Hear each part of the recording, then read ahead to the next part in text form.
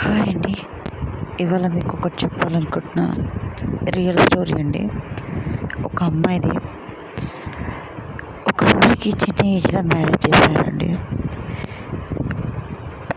మేనోళ్ళకి తెలిసిన వాళ్ళకి చేశారు. అంటే మామకి, సొంతం మామకి.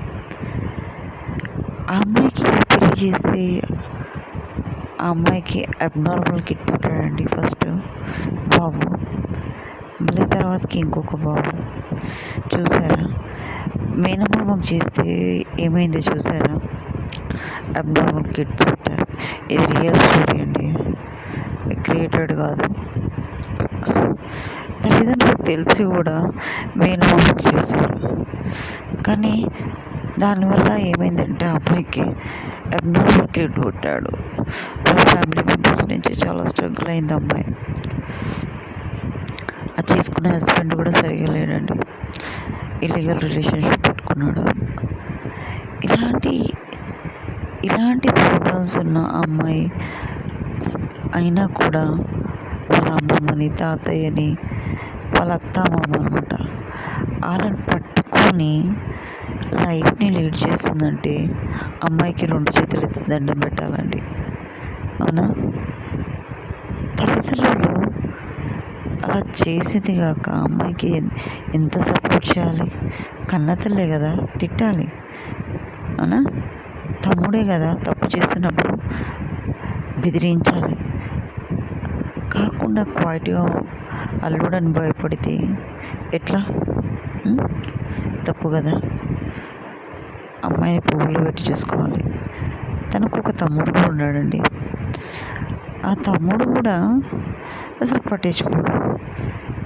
తమ్ముడై ఉండి అక్క గురించి పట్టించుకోవాలి, టేక్ కేర్ తీసుకోవాలి. అంతేగాని అలా వదిలేయకూడదు కదా.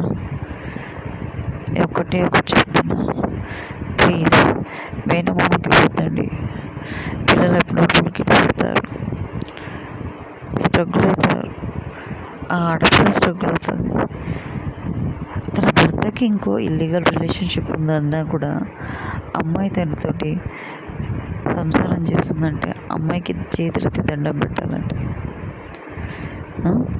ఈ సొసైటీలో మొగుళ్ళు నా భార్య ఇంకొకరితోటి తిరుగుతుంది, ఇంకొకరితోటి వండుకుంటుంది, దాన్ని డైవర్స్ చేయడం, దాన్ని వదిలేయడం, దాన్ని నానా తిప్పలు పెడతారు. మరి ఈ అమ్మాయి ఆ భర్తను ఏం చేయాలండి? అవునా కదా? ఇట్లా ఎంతోమంది అమ్మాయిల జీవితాలు ఉన్నాయండి. కానీ బయట పెడితే ఇజ్జత్ పోతుందని చెప్పేసి వాళ్ళు బయట పెట్టుకోవట్లేదు.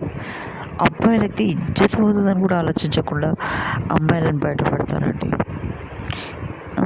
ఇదేంటిదండి? నాకు అర్థం కాదు. చూడండి,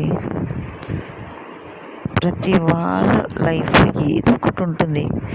దాన్ని సరిదిద్దుకుంటూ, సర్దుకుంటూ, తెలివితో చేసుకుంటూ వెళ్ళిపోవాలి. కానీ ఆవేశానికి, ఆందోళనకి లోనవ్వకూడదండి. నేను ఒక్కటే చెప్తున్నాను, సంసారం నాశనం చేసుకోవద్దు దయచేసి. నేను అందరికీ ఇది చెప్తున్నాను, మీ చక్కటి సంసారాన్ని నాశనం చేసుకోవద్దని నా ఒకే ఒక కోరిక అండి. ఈ వీడియోస్ చేయడానికి కారణం కూడా ఇదేనండి. ఆడపిల్లలు తెలియక జీవితాలు నాశనం చేసుకుంటున్నారు. ఇప్పుడు మగపిల్లలు కూడా అంతే అండి.